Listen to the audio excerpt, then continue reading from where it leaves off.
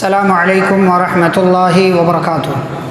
بسم اللہ والصلاة والسلام علی رسول اللہ نبینا محمد وعلی آلہ واصحابہ ومن والاه واشہد ان لا الہ الا اللہ واشہد ان محمد رسول اللہ، اما بعد۔ معزز حاضرین گرامی، بزرگوں، نوجوانوں، عزیز بچوں، اسلامی ماں اور بہنوں، پارہ نمبر 20 کا آغاز ہوتا ہے تو پارہ نمبر 20 کے آغاز میں اللہ رب العزت نے اس سوال کا جواب دیا ہے جو پارہ نمبر 19 کی آخری آیت میں اللہ نے کیا تھا، اللہ خیر اما یشرکون، کیا اللہ بہتر ہے یا وہ تمام معبودان باطلہ بہتر ہیں جن کو یہ لوگ یعنی انسان اللہ کے ساتھ شریک کرتے ہیں۔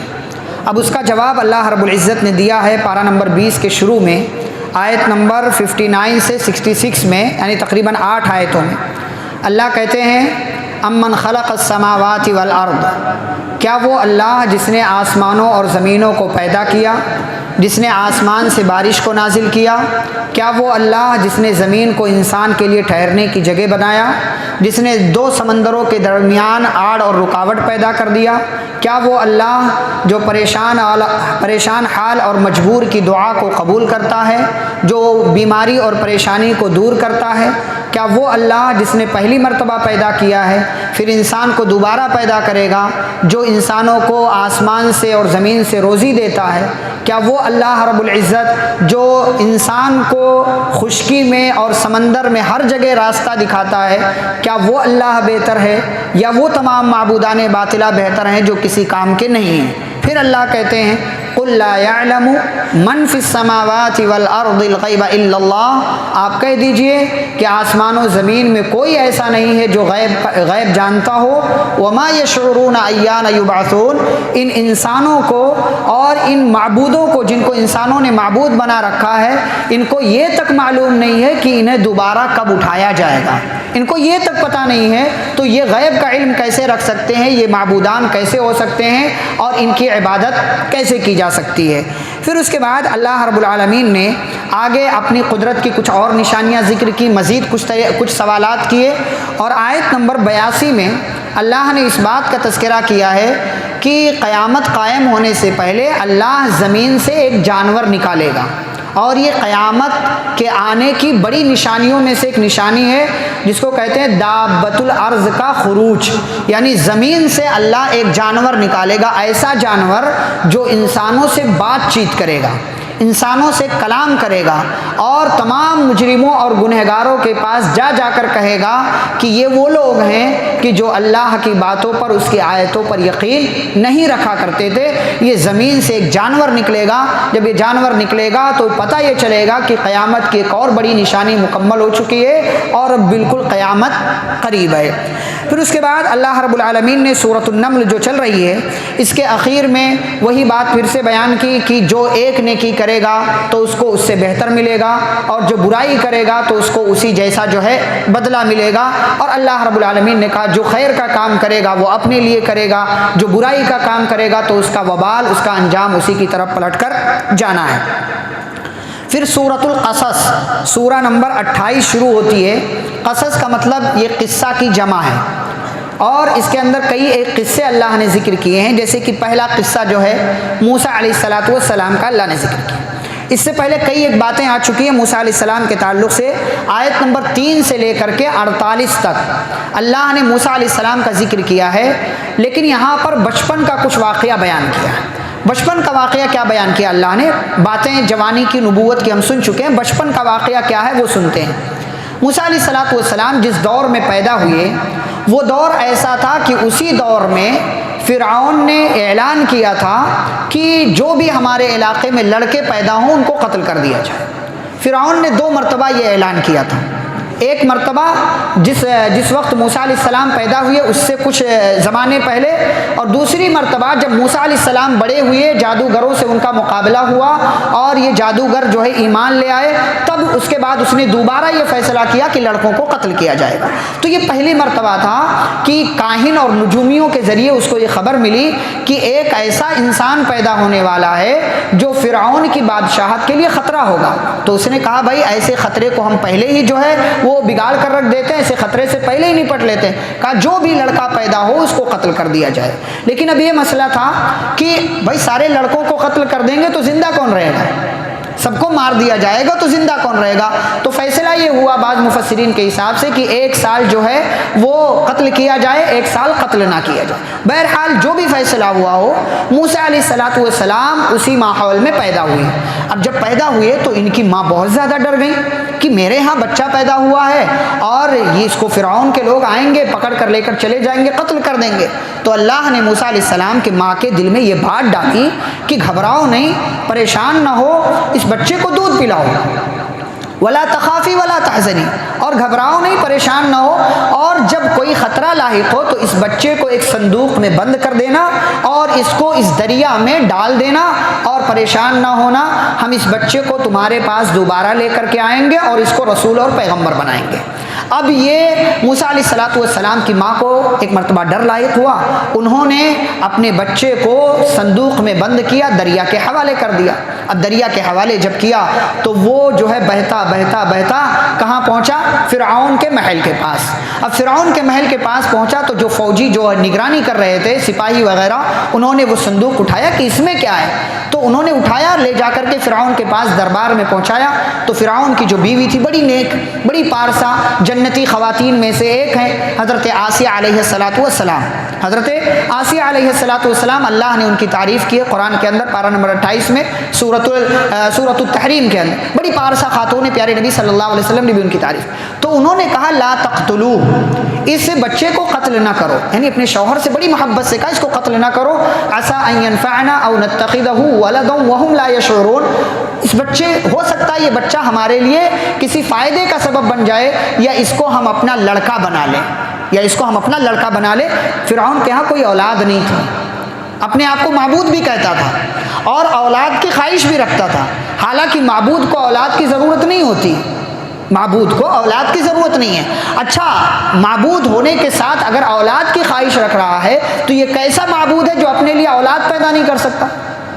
تو آسیہ علیہ السلام نے جب کہا کہ قتل مت کرو، ہو سکتا ہے یہ ہمارے فائدے کا سبب بن جائے یا اس کو ہم اپنا لڑکا بنا لیں، تو اللہ نے کہا یہ سمجھ نہیں پا رہی تھی کہ یہ لوگ کون سا فیصلہ کر رہے ہیں کہ اپنے ہی گھر میں اپنے دشمن کو پالنے کے جو تدبیر کر رہے ہیں۔ تو فرعون مان گیا، محبت میں آیا اور اس نے کہا ٹھیک ہے، اچھا پرورش کرو اس کی۔ ادھر موسیٰ علیہ السلام کی ماں نے اللہ کے فرمان کے مطابق موسیٰ علیہ السلام کی بہن کو ان کے پیچھے پیچھے لگا دیا تھا۔ وقالت امرأۃ فرعون قرۃ عین لی ولک، اس کے بعد اللہ نے کہا کہ موسیٰ علیہ السلام کی ماں نے کہا موسیٰ علیہ السلام کی بہن سے قصی ہی، اس کے پیچھے پیچھے جاؤ صندوق کے، فبصرت بہ عن جنب، اور چھپ چھپ کر دیکھتے رہو کہ اس صندوق کے ساتھ وہ لوگ کیا کرتے ہیں اور کسی کو پتہ نہ لگنے دینا۔ اب جب یہ بچہ فرعون کے دربار میں پہنچا اور فیصلہ ہو گیا کہ اس کو قتل نہیں کرنا ہے، تو اللہ نے کہا کہ اب ان لوگوں نے انتظام کیا کہ بھائی ننھا سا بچہ ہے، اس کو دودھ کی ضرورت ہے، تو مختلف عورتوں کو بلایا گیا، لیکن اللہ نے ساری عورتوں کے دودھ کو اس بچے پر حرام کر دیا، کسی عورت کے دودھ کو اس بچے نے قبول نہیں کیا، اس لیے کہ موسیٰ علیہ السلام کی ماں سے اللہ نے کیا وعدہ کیا تھا، ہم اس بچے کو آپ کے پاس واپس لے کر کے آئیں گے، اس لیے ساری عورتوں کا دودھ حرام کر دیا۔ تو موسیٰ علیہ السلام کی بہن وہیں پر تھی، پیچھے پیچھے گئی ہوئی تھی، محل تک وہ بھی پہنچ گئی۔ اب جب بھائی کو دیکھا پریشان ہے، ننھا سا بچہ ہے، رو رہا ہے، پریشان ہے، دودھ کی ضرورت ہے، تو بہن تھی، محبت جو ہے وہ باہر آئی اور لوگوں سے کہا هل ادلکم علی اہل بیت یکفلونہ لکم وہم لہ ناصحون، میں کوئی ایسا گھر نہ بتاؤں کہ جو گھر والے اس بچے کی پرورش کریں اور اس کے لیے جو خیر خواہی کا کام کریں، میں ایک گھر ایسا جانتی ہوں، کیا میں نہ بتاؤں؟ کہا ٹھیک ہے بتاؤ۔ تو اللہ کہتے فرددناہ الی امی، ہم نے اس طریقے سے موسیٰ علیہ السلام کو ان کی ماں کے پاس ریٹرن کر دیا۔ موسیٰ علیہ السلام کی ماں کو بلایا گیا اور یہ بچہ اپنی ماں کے پاس پہنچا اور موسیٰ علیہ السلام کی ماں نے اپنے بچے کو دودھ پلانا شروع کر دیا، بچے نے فٹافٹ دودھ پینا شروع کر دیا۔ موسیٰ علیہ السلام کی ماں کو سکون مل گیا، فرعون کا بھی مسئلہ حل ہو گیا، آسیہ کا بھی مسئلہ حل ہو گیا، بے قرار بہن کا بھی مسئلہ حل ہو گیا۔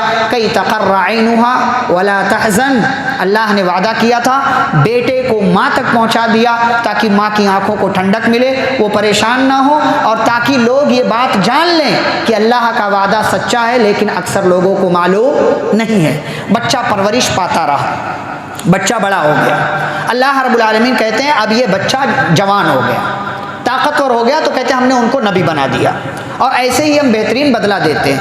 اب ایک دن ایسا ہوا، موسیٰ علیہ السلام جوان ہے، ایک دن اور فرعون اور سامنے اپوزیشن میں بنی اسرائیل، جو پہلے سے سلسلہ چلا آ رہا تھا، یعقوب علیہ السلام، یوسف علیہ السلام، اسحاق علیہ السلام، وہ پورا سلسلہ چلا آ رہا تھا، وہاں سے پورا یہ چل رہا تھا، تو بنی اسرائیل تھے۔ تو بنی اسرائیل جو ہے وہ فرعون کے دشمن تھے، فرعون کے آدمیوں کو قبطی کہا جاتا تھا اور ان کو بنی اسرائیل کہا جاتا، ٹھنی رہتی تھی ہمیشہ۔ ایک دن موسیٰ علیہ السلام صبح نکلے تو دیکھا کہ ایک جگہ، ایک سڑک پر دو لوگ جھگڑا کر رہے ہیں، ایک جو ہے موسیٰ علیہ السلام کی پارٹی کا ہے، ایک فرعون کی پارٹی کا ہے۔ اب جو موسیٰ علیہ السلام کی پارٹی کا تھا، ان کی ٹیم کا تھا، اس نے موسیٰ علیہ السلام کو مدد کے لیے کہا میری مدد کرو، یہ مجھے مار رہا ہے۔ موسیٰ علیہ السلام اس کی مدد کو آگے بڑھے اور جو وہ فرعون کا آدمی تھا اس کو ایک مکہ مارا اور وہ مر گیا، فقضى علیہ، ایک ہی مکہ مارا اور مر گیا۔ تو موسیٰ علیہ السلام نے کہا ارے ایک ہی مکے میں مر گیا، ھذا من عمل الشیطان، یہ تو بہت غلط ہوا، یہ تو شیطانی کام ہوا، شیطان ہمارا دشمن ہے، یہی سب ہمارے درمیان کرانا چاہتا ہے۔ پھر اللہ سے مغفرت مانگی، کہا اللہ میں نے اپنے نفس پر ظلم کیا تو مجھے معاف کر دے، میرا ارادہ اس کو مارنا نہیں تھا، میرا ارادہ اس کو قتل کرنا نہیں تھا، اللہ تو معاف کر دے۔ اللہ کہتے ہیں ہم نے معاف کر دیا۔ اچھا یہ معاملہ ختم ہو گیا، کسی کو پتہ نہیں چلا کہ اس کو مارا کس نے، فرعون کا آدمی تھا، ظاہر سی بات ہے ہلا گلا ہوا، لیکن کسی کو پتہ ہی نہیں ہے کہ کس نے مارا۔ دوسرے دن موسیٰ علیہ السلام پھر نکلے باہر تو دیکھا وہی آدمی جو کل جھگڑا کر رہا تھا ان کی اپنی ٹیم کا، وہی آج پھر جھگڑا کر رہا ہے کسی دوسرے سے۔ تو موسیٰ علیہ السلام نے کہا تو پاگل ہے، تو لڑاکو ہے، جھگڑالو ہے، روزانہ دیکھو جب جھگڑا کرتا رہتا ہے۔ موسیٰ علیہ السلام جھگڑا چھڑانے کے لیے آگے بڑھے تو اس کو یہ لگا یہ مجھے مارنے آ رہے ہیں، یعنی اس کی موسیٰ علیہ السلام کی ٹیم کے اپنے بندے کو لگا کہ یہ مجھے آج مارنے آ رہے ہیں۔ تو کیا کہا تريد ان تقتلني كما قتلت نفسا بالامس، تم مجھے ویسے ہی مارنا چاہتے جیسے کل تم نے ایک کو مارا تھا۔ آپ تو بڑے عجیب آدمی ہیں، ابھی تک کسی کو نہیں پتا تھا، لیکن جب اب اس نے کہہ دیا کہ موسیٰ آج آپ مجھے مارنا چاہتے جیسے کل ایک کو مارا تھا، تو اب بھانڈا پھوٹ گیا، راز کھل گیا، موسیٰ علیہ السلام قاتل ٹھہرے۔ فرعون کے دربار تک ہی پہنچی بات کہ ہمارے آدمی کو جو مارا گیا تھا اس کو موسیٰ نے مارا۔ تو وہاں دربار میں مشورے ہونے لگے کہ کیا کیا جائے۔ اب دوسرا دن آیا تو موسیٰ علیہ السلام کا ایک خیر خواہ تھا، ایک شبھ چنتک تھا جو خیر خواہ تھا، اور کہاں رہتا تھا؟ فرعون کے دربار میں۔ ایمان لا چکا تھا لیکن اس نے اپنے ایمان کو چھپا رکھا تھا، اس نے اپنے ایمان کو چھپا رکھا تھا، لیکن فرعون کے ساتھ رہتا تھا وہ۔ وہاں جب مشورہ ہو رہا تھا تو موسیٰ علیہ السلام کے بارے میں اس کو فکر ہوئی کہ تو موسیٰ کو قتل کر دیا جائے گا۔ تو بھاگ کر موسیٰ علیہ السلام کے پاس چھپ کر آیا اور کہتا ہے کہ اے موسیٰ ان الملأ یأتمرون بک، دیکھو آپ کو مارنے کی پلاننگ ہو رہی ہے، آپ کو قتل کرنے کی پلاننگ ہو رہی، فخرج، چلے جائیے آپ یہاں سے، علاقہ چھوڑ دیجئے، میں آپ کا خیر خواہ ہوں، میں آپ کا بھلا چاہتا ہوں، چھوڑ دیجئے علاقہ۔ موسیٰ علیہ السلام اپنا ہی علاقہ چھوڑ کر نکل گئے، ڈر کے مارے، یعنی ڈرتے ہوئے، اور چھپا کر نکل گئے۔ راستے میں دعا مانگ رہے تھے، رب نجنی من القوم الظالمین، اے اللہ مجھے ظالم قوم سے نجات دے دے۔ کہاں کا رخ کیا؟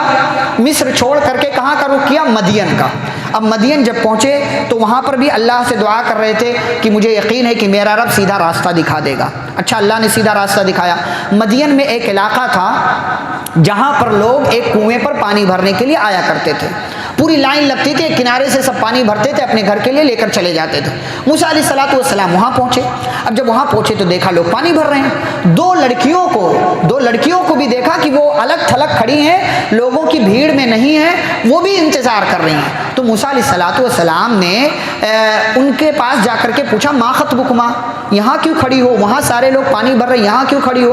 قالت لا نسقی حتی یصدر الرعاء، کہا ہم اس وقت تک پانی نہیں بھرتی ہیں جب تک یہ سارے لوگ پانی بھر کے، چرواہے پانی بھر کے چلے نہ جائیں، ہم تب تک پانی نہیں بھرتے۔ اور پھر آگے کیا کہا جانتے ہیں؟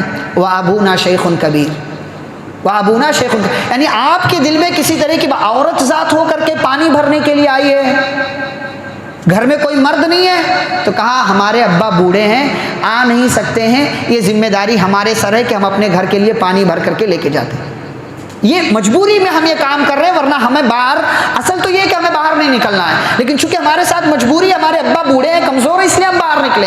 اور آج ہمارے یہاں مرد حضرات A T M, debit card, credit card تھما دیا بیوی کو، رات بھر جا شاپنگ کر، اور گئے بھی ساتھ میں تو اے ٹی ایم مشین بن کر کے جاتے ہیں، سارا معاملہ ساری بات چیت عورت کرتی ہے، یہ آدمی خالی پیسہ دینے کے لیے دکان میں جاتا ہے، خالی پیسہ دینے کے لیے جاتا ہے، ساری بات چیت بابو بھیا نہ جانے پیار سے محبت، گاؤں تک بندہ پہنچ جائے گا، تمہارا گھر کہاں ہے، کس علاقے میں کیا ہے، سب کچھ پوری پلاننگ کے ساتھ بیٹھ کر کے بات چیت ہوتی ہے۔ یہاں یہ عورتیں کیا کہہ رہے ہیں، ہمارے ابا بوڑھے ہیں اس لیے ہم مجبوری میں نکلے، ورنہ ہمیں نکلنے کی ضرورت نہیں تھی۔ بہرحال موسیٰ علیہ السلام نے دونوں کے لیے پانی بھر دیا، انتظام کر دیا، اور وہ دونوں چلی گئی۔ موسیٰ علیہ السلام ایک درخت کے سائے میں آئے اور بیٹھے، بڑی پیار سے بڑی محبت سے ایک دعا مانگی، بڑی پیاری دعا ہے، رب انی لما انزلت الی من خیر فقیر، اے اللہ جو تو مجھے اس وقت دے دے میں اس کا محتاج ہوں۔ موسیٰ علیہ السلام کے پاس کچھ بھی نہیں تھا، کچھ بھی نہیں تھا، نہ گھر تھا، نہ کھانا تھا، نہ پانی تھا، نہ کام تھا، نہ ہی اسی طریقے سے سر چھپانے کی جگہ تھی، بلکہ خوف ہی خوف تھا ہر طرف، پیٹ میں جو ہے بھوک لگی ہوئی ہے، سارے مسائل ہیں۔ اس لیے دعا مانگی کہ اللہ جو تو مجھے اس وقت دے دے میں اس کا محتاج ہوں۔ تھوڑی دیر گزری، انہی دونوں لڑکیوں میں سے ایک لڑکی آئی، کیسے؟ چلتے ہوئے، کس طریقے سے؟ علی استحیاء، شرم و حیا کے ساتھ۔ ایسا نہیں ہے کہ بس مطلب مٹک مٹک کر چلتی ہوئی آئی، نہیں، علی استحیاء، اللہ کہتے ہیں شرم و حیا کے ساتھ وہ لڑکی چلتی ہوئی آئی، اور بڑی شرم کے ساتھ اس نے موسیٰ علیہ السلام سے کہا چلیں ان ابی یدعوک، چلیں ہمارے ابا آپ کو بلا رہے ہیں۔ کیوں بھائی؟ لیجزیک اجر ما سقیت لنا، آپ نے ہم کو پانی پلایا تھا نا، وہ پانی بھر کر کے دیا تھا تاکہ اس کا بدلہ آپ کو دیا جائے۔ فلما جاءوا، موسیٰ علیہ السلام آئے، وقص علیہ القصص، پورا قصہ سنایا دونوں لڑکیوں کے باپ کو۔ قال لا تخف، تو باپ نے کہا ڈرو نہیں، نجوت من القوم الظالمین، ظالم قوم کا علاقہ بہت پیچھے رہ گیا ہے، یہاں پر آ چکے اور گھبراؤ نہیں، یا گھبرانے کی ضرورت نہیں، دشمن یہاں تک نہیں پہنچ سکتا۔ قالت احداہما یا ابت استاجر، دونوں لڑکیوں میں سے ایک لڑکی نے کہا اے ابو ان کو اپنے یہاں مزدور رکھ لیجیے، ان خیر من استاجرت القوی الامین، ایک مزدور کے اندر جو دو خوبیاں ہونی چاہیے وہ دونوں خوبی ان کے اندر ہے۔ وہ کیا؟ ایک تو وہ مزدور طاقتور ہو اور دوسرے امانت دار ہو۔ طاقتور کیسے؟ کہ موسیٰ علیہ السلام نے ان دونوں لڑکیوں کو کنویں سے پانی نکال کر کے جو دیا تو اس پر جو پتھر ہوتا تھا کنویں پر، اس کو اٹھانے کے لیے کئی لوگ لگتے تھے، لیکن موسیٰ علیہ السلام نے اکیلے وہ پتھر ہٹا کر کے ان دونوں لڑکیوں کو پانی بھر کے دیا، تو ثبوت مل گیا کہ یہ طاقتور ہیں۔ اور امانت دار کیسے ہیں؟ کیسے امانت دار ہے؟ اس لیے کہ جب یہ لڑکی بلانے کے لیے گئی تھی موسیٰ علیہ السلام کو، تو موسیٰ علیہ السلام پہلے لڑکی آگے آگے چل رہی تھی، ہوا چل رہی ہے، کپڑا اڑے گا، موسیٰ علیہ السلام کی نظر پڑے گی، اس لیے کہ وہ راستہ جانتی تھی تو اس کا آگے آگے چلنا بنتا تھا، لیکن موسیٰ علیہ السلام نے اس کو کہا کہ دیکھو تم پیچھے پیچھے چلو، میں آگے آگے چلتا ہوں، جہاں کہیں میں راستے میں دوسری طرف چلے جاؤں گا تو پتھر مار کر مجھے بتا دینا کہ نہیں یہ راستہ نہیں، یہ راستہ ہے۔ تو اس طریقے سے نظروں کی حفاظت اس نے کی، امانت دار ہے، غلط نظر سے نہیں دیکھا۔ اے ابو اس کے اندر دونوں خوبی ہے، اس کو اپنے ہاں مزدور رکھ لیجئے۔ تو ابا تیار ہو گئے، انی ارید ان انکحک احدی ابنتی ہاتین، کہا موسیٰ میں آپ کو اپنی دونوں بیٹیوں میں سے ایک بیٹی آپ کے ساتھ نکاح کر دوں گا، مہر کیا ہوگا؟ الا ان تاجرنی 8 حجج، آپ ہمارے ہاں 8 سال مزدوری کریں گے، فَإِنْ أَتْمَمْتَ عَشْرًا فَمِنْ عِنْدِكَ، ہاں اگر 10 سال مکمل کر دے تو یہ آپ کی طرف سے، لیکن مہر جو ہے وہ 8 سال آپ کو مکمل کرنا ہے۔ وَمَا أُرِيدُ أَنْ أَشُقَّ عَلَيْكَ، اور میں آپ کے ساتھ کوئی مشکل نہیں کرنا چاہتا، انشاءاللہ آپ مجھے نیک لوگوں میں سے پائیں گے۔ موسیٰ علیہ السلام نے کہا ٹھیک ہے، ذَلِكَ بَيْنِي وَبَيْنَكَ، یہ ہمارے اور آپ کے درمیان ہے، أَيَّمَا الْأَجَلَيْنِ قَضَيْتُ فَلَا عُدْوَانَ عَلَيَّ، جو ان دونوں یعنی 8 سال رہوں یا 10 سال رہوں، 8 سال پر نکل جاؤں تب بھی آپ کچھ نہیں کہیں گے، 10 سال پر چلے جاؤں تب بھی آپ کچھ نہیں کہیں گے۔ واللہ علی ما نقول وکیل، اور ہمارے اس نکاح پر وکیل اور گواہ کون ہوگا؟ اللہ رب العالمین، اللہ رب العالمین۔ تو تھوڑی دیر پہلے جس شخص کے پاس کچھ بھی نہیں تھا، کچھ بھی نہیں تھا، ایک دعا کی وجہ سے اس وقت سب کچھ ہے، گھر ہے، کام ہے، بیوی ہے، سکون ہے، ایک اچھے کام کی وجہ سے کہ ان دونوں لڑکیوں کو پانی پلایا، پانی بھر کر کے دیا، اور سائے میں آ کر کے اللہ سے دعا مانگ لیا، ایک اچھا کام کیا۔ اچھا وہ لڑکی جس کے ساتھ موسیٰ علیہ السلام کی شادی ہوئی، کون جانتا تھا اس کو؟ مدین کے علاقے کی رہنے والی تھی، کوئی نہیں جانتا تھا اس کو، لیکن قرآن نے اس کو موسیٰ علیہ السلام کے ساتھ جوڑ دیا. اور کس بنیاد پر جوڑا جانتے ہیں؟ اس کی صرف ایک خوبی کی بنیاد پر. کیا؟ قرآن نے یہ نہیں کہا کہ بہت زیادہ خوبصورت تھی، قرآن نے یہ نہیں کہا کہ اس کا خاندان بہت اونچا تھا، قرآن نے یہ نہیں کہا کہ وہ بہت زیادہ مالدار تھے وہ لوگ، بلکہ قرآن نے صرف ایک خوبی بیان کی ہے، اس کا اخلاق اور اس کی شرم و حیا. صرف شرم و حیا. اور شرم و حیا کی بنیاد پر اس لڑکی کو اتنا بڑا فائدہ مل گیا کہ 5 بڑے پیغمبروں میں سے ایک پیغمبر کی بیوی اللہ رب العالمین نے اس لڑکی کو بنا دیا. عورت کا اصل زیور شرم و حیا ہے. عورت شرم و حیا اگر اتار دے تو پھر خلاص وہ عورت نہیں رہ جاتی، وہ بے غیرتی کی انتہا تک پہنچ جاتی. وہ شرم و حیا عورت کا زیور ہے. اس ایک خوبی کی بنیاد پر اس کو اتنا بڑا فائدہ ملا کہ موسیٰ علیہ السلام کی وہ بیوی بن گئی اور اس کو ایک بہترین شوہر موسیٰ علیہ السلام کے روپ میں ان کی شکل میں مل گیا. تو یہ موسیٰ علیہ السلام کے بچپن کا قصہ تھا. اس کے بعد موسیٰ علیہ السلام 10 سال رہے اور 10 سال کے بعد اپنی بیوی کو لے کر کے وہاں سے نکل گئے. اور اس کے بعد اللہ رب العالمین نے انہیں طور نامی پہاڑ پر بلایا، بات چیت ہوئی، تورات دیا، اور اس کے بعد کی پوری تفصیل آپ جانتے ہیں.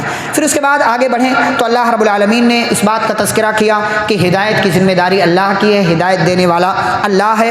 اور آیت نمبر 71 73 میں اللہ نے کہا دن اور رات اللہ کی بہت بڑی نعمت ہے. دن اللہ نے کام کاج کے لیے بنایا ہے، رات سونے کے لیے بنایا ہے، لہٰذا دن میں کام کریں، رات میں آرام کریں. اللہ نے کہا کہ تم سوچو اگر صرف دن ہی دن، اگر صرف رات ہی رات ہو تو اور دن کی روشنی نہ ہو تو تم کہاں سے کماؤ گے، کہاں جاؤ گے، کیا کرو گے، کون تمہیں روشنی لا کر کے دے گا. اور یہ مان لو، یہ سوچو کہ اگر صرف دن ہی دن ہو تو رات کون لا کر کے دے گا کہ جس رات میں تم سکون حاصل کرتے ہو. اسی لیے ہم اور آپ خود کہتے ہیں نا کہ رات کی 4 گھنٹے کی نیند دن میں 8 گھنٹہ سو لو تو بھی مکمل نہیں ہوتا، لیکن رات میں 4 گھنٹے سو لو تو وہ نیند لگتی ہے، اس لیے کہ اللہ نے رات سونے کے لیے بنایا. اللہ نے رات سونے کے لیے بنایا ہے تو اس کا درست استعمال ہمیں کرنا چاہیے. اللہ نے اس نعمت کو گنوایا. اس کے بعد ایک اور قصہ اللہ نے ذکر کیا ہے اور وہ قصہ ہے قارون کا. قارون کا قصہ. قارون کون تھا؟ فرعون ہی کا ایک آدمی تھا. فرعون ہی کا ایک آدمی تھا. فرعون کی طرف سے وزیر لگا ہوا تھا، وزیر خزانہ. اور اس کے پاس اتنا مال تھا، یہ خود مطلب ماہر تھا، اس کے پاس خزانہ تھا. اور بعض مفسرین نے لکھا ہے کہ وزیر خزانہ چونکہ تھا تو مال غبن کر کے بہت سارا مال اکٹھا کر لیا تھا، دھوکہ دے کر کے یا مال جو ہے ہڑپ کر کے لوگوں پر ظلم کر کے ٹیکس وغیرہ لگا کر کے. بہت بڑا مالدار، اتنا بڑا مالدار کہ اس کے پاس اتنا خزانہ تھا کہ خزانوں کی چابیاں اٹھانے کے لیے ایک طاقتور لوگوں کی پوری ٹیم وہ چابیاں اٹھاتی تھی، تب بھی صحیح طریقے سے وہ چابیاں نہیں اٹھا پاتی تھی. جھکے رہتی، ان کی کمر جو ہے جھکی رہتی تھی وہ چابیاں اٹھانے کے لیے. اور لیکن تھا بڑا متکبر، بڑا مغرور تھا، اکڑ کر چلتا تھا، تکبر کرتا. لوگ اس کو کہتے تھے بھائی تکبر مت کر، آخرت میں کچھ حصہ لگا لے، مال اللہ کے راستے میں خرچ کر اور دنیا میں کچھ اچھائیاں کر لے، اللہ کے بندوں کے ساتھ احسان کر، زمین میں فتنہ اور فساد مت پھیلا. تو بڑے تکبر سے کہتا تھا ارے کس اللہ کی بات کرو، کس اللہ نے مال دیا؟ نہیں، یہ میں نے اپنے علم کے بل پر کمایا، یہ میرا اپنا کمال ہے، اتنا سارا مال ہے، کسی اللہ نے نہیں دیا مجھے، کسی اللہ نے نہیں دیا ہے.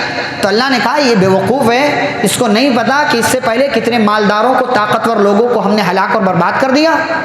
مجرموں کے بارے میں پوچھا نہیں جاتا. پھر اس کے بعد اللہ کہتے ہیں یہ انسان جو بڑا متکبر تھا، یہ اپنی تمام لاؤ لشکر کے ساتھ خوبصورت بن کر کے لوگوں کے درمیان جب نکلتا تھا تو جو صرف دنیا چاہتے نا وہ کہتے تھے کہ اے کاش ہمارے پاس بھی قارون جیسی دولت ہوتی. یہ تو بڑا خوش نصیب، بڑا لکی آدمی. جیسے ہم کہتے ہیں نا یہ ناچنے گانے والوں کو دیکھتے ہیں ارے یار اس کے پاس تو یہ گاڑی ہے، یہ بنگلہ، ارے کاش میرے پاس بھی ہوتا، بڑا لکی آدمی ہے یہ. تو جو دنیا مطلب جو ایمان والے تھے وہ ان لوگوں کو سمجھاتے تھے بیوقوف ہو، ویلکم افسوس ہے تم پر، ثواب اللہ خیر لمن آمن وعمل صالحا. اللہ کے پاس جو بدلہ ہے وہ بہتر ہے ان لوگوں کے لیے جو ایمان لائے نیک عمل کرتے ہیں. اور وہاں پر جو بہترین خوبصورت بدلہ ہے وہ کس کو ملے گا؟ صبر کرنے والوں کو ملے گا. لہٰذا دنیا میں صبر کرو، 60-70 سال کی زندگی ہے، اللہ نے بہت کچھ نہیں دیا تو صبر کرو، اللہ کی حکمت ہے، آخرت میں سب ملنے والا ہے. ایمان والے بنے رہو، صبر کرنے والے بنو. اچھا ایک دن ایسا ہوا کہ اس کے تکبر کی سزا اللہ نے اس کو دی، اس کو اور اس کے خزانوں کے ساتھ اس کو زمین میں زندہ دھسا دیا اللہ نے. کسی نے مدد نہیں کی اس کی، مال کام نہیں آیا، فرعون کام نہیں آیا، پورا لشکر اس کے کسی کام نہیں آیا، اور نہ یہ خود اللہ سے بدلہ لے سکتا تھا۔ اچھا، جب اس کو ایسے ہلاک ہوتا ہوا قوم کے لوگوں نے دیکھا، ان لوگوں نے جو کل تک اس کے جیسا بننے کی تمنا کر رہے تھے تو کہنے لگے لولا امن اللہ علینا لخسف بنا، کہ اگر اللہ نے ہمارے ساتھ احسان نہ کیا ہوتا اور قارون کے جیسے مال ہمیں بھی اللہ نے دے دیا ہوتا تو آج ہم بھی قارون کے ساتھ زندہ زمین میں دھسا دیے گئے ہوتے۔ آپ کے پاس کیا نہیں ہے وہ میٹر نہیں کرتا، آپ کے پاس کیا ہے وہ اصل ہے، اسی پر قناعت کریں، اسی پر صبر کریں، جو آپ کے پاس ہے ان لوگ اس کو اللہ کا فیصلہ سمجھ کر کے زندگی گزارتے چلے جائیں، ورنہ آپ کو اللہ نے کوئی چیز کیوں نہیں دیا ہے، اگر وہ آپ مانگنے لگ جائیں اور اللہ دے دے تو ہو سکتا ہے انجام قارون کے جیسا آپ کا ہو جائے۔ پھر اس کے یہاں پر قصہ اس کا مکمل ہوا کہ قارون جو ہے اس کا انجام اتنا برا ہوا، اور اس کے بعد سورۃ العنکبوت کا آغاز ہوتا ہے۔ عنکبوت مطلب مکڑی، عنکبوت کا مطلب مکڑی، اللہ نے اس کی ایک مثال بیان کی ہے۔ اس کی ابتدا میں اللہ نے اس بات کا تذکرہ کیا کہ امتحان، آزمائش اللہ کی سنت ہے، اللہ ایمان والوں کا امتحان لیتا رہتا ہے۔ والدین کا مقام و مرتبہ اللہ نے بتایا، پھر کہا قیامت کے دن کوئی کسی کا بوجھ نہیں اٹھائے گا، یہ ساری باتیں پہلے بھی آ چکی ہیں۔ مختلف انبیاء کرام کا تذکرہ کیا، نوح علیہ السلام، ابراہیم علیہ السلام، ہود علیہ السلام، لوط علیہ السلام، اور اسی طریقے سے شعیب علیہ السلام، اور اس پارے کے آخر میں اللہ نے کہا کہ اللہ انسانوں کو بلا وجہ کے نہیں پکڑتا ہے، یعنی کسی کو اگر عذاب دیتا ہے تو بلا کسی وجہ کے نہیں، بلکہ انسان جب جرم پر جرم کرتا چلا جاتا ہے تب اللہ اس کو جرم میں پکڑتا ہے۔ جیسے قوم عاد کو پکڑا، قوم سمود کو پکڑا، قوم لوط کو پکڑا، فرعون کو پکڑا، قارون کو پکڑا، اللہ نے ان پر ظلم نہیں کیا تھا بلکہ یہ لوگ لوگوں پر ظلم کرنے والے تھے اور بہت غلط کام کرنے والے تھے، ظلم کرنے والے تھے، لہٰذا اللہ نے ان سے ان کا بدلہ لیا۔ پھر وہ لوگ جو اللہ کے ساتھ کسی کو شریک کرتے ہیں، اللہ نے بتایا کہ ان کی مثال ایسے ہی ہے کہ جیسے مکڑی ہے جو مکڑی گھر بناتی ہے اور اس کو کیا سمجھتی ہے کہ یہ تو بڑا مطلب میں یہاں پر آؤں گی، آرام کروں گی، میرا گھر ہے، حالانکہ اس کو نہیں پتا کہ گھروں میں سب سے کمزور گھر جو ہے وہ مکڑی کا گھر ہوتا ہے۔ ایسے ہی غیر اللہ کی عبادت کرنے والا یہ سمجھتا ہے کہ یہ مجھے بچا لے گا، یہ میرے کام آ جائے گا، قیامت کے دن اس کا دامن پکڑ کر لٹک جاؤں گا، یہ ہوگا وہ ہوگا، اس کو آسرا سمجھ رہا ہے، حالانکہ مکڑی کے گھر سے زیادہ کمزور اس کی سوچ ہے اور غیر اللہ کا جو ہے وسیلہ ہے۔ اللہ کے ہاں مکڑی کے گھر سے زیادہ کمزور یہ چیز ہے، لہٰذا ہوشیار رہو، کبھی بھی اللہ کے ساتھ شرک نہ کرو۔ اللہ نے کہا لو کانوا یعلمون، اے کاش کے لوگ سمجھ لیتے۔ اس کے بعد پارہ نمبر 21 کا آغاز ہوتا ہے جس کے تعلق سے انشاءاللہ کل باتیں ہوں گی، مختلف باتوں کا اللہ نے اس میں تذکرہ کیا ہے۔ رب العالمین سے دعا ہے اللہ ہم سبھی کو قرآن و حدیث کی باتوں کو سمجھنے، ان پر عمل کرنے کی توفیق عطا فرمائے، آمین۔ وصلی اللہ علی النبی الکریم، ربنا تقبل منا انک انت السمیع العلیم، سبحانک اللہم وبحمدک، اشہد ان لا الہ الا انت، استغفرک واتوب الیک۔ السلام علیکم ورحمۃ اللہ وبرکاتہ۔